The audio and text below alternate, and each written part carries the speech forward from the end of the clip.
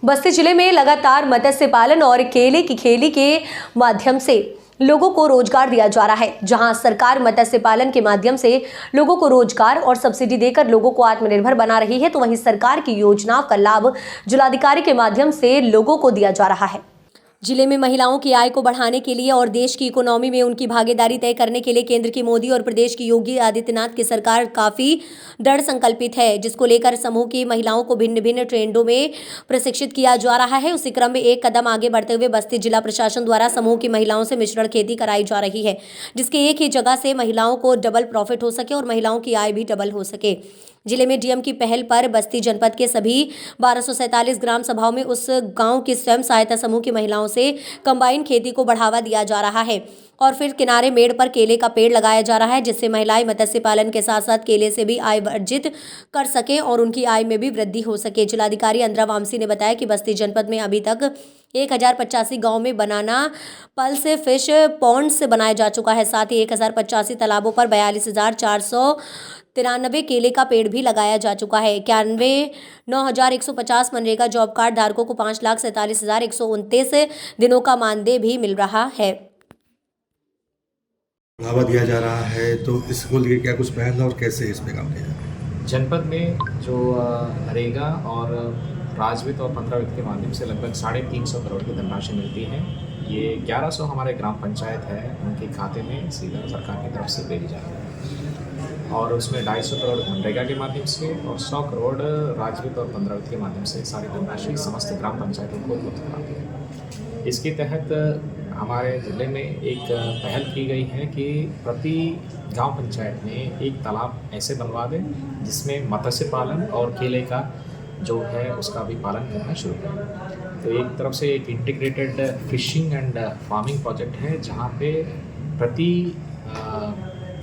तालाब पे कम से कम 1 क्विंटल की मछली पालन करने के लिए हम लोग व्यवस्थित कर रहे हैं और वो तालाब बन चुकी है, जिसकी बंड भी बन चुकी है और केलों का पौधारोपण हुआ था। कुल मिला के प्रति तालाब पे 1 क्विंटल का जो मछली है डाला गया था और इसकी देखभाल करने के लिए उस गांव की जो स्वयं सहायता समूह को उसके पालन के लिए प्रेषित किया गया था। और साथ में कम से कम इस पूरे तालाब में लगभग 42,000 के आसपास केले का पौधा भी उसका वृक्षारोपण किया गया था और प्रति 100 पौधों पे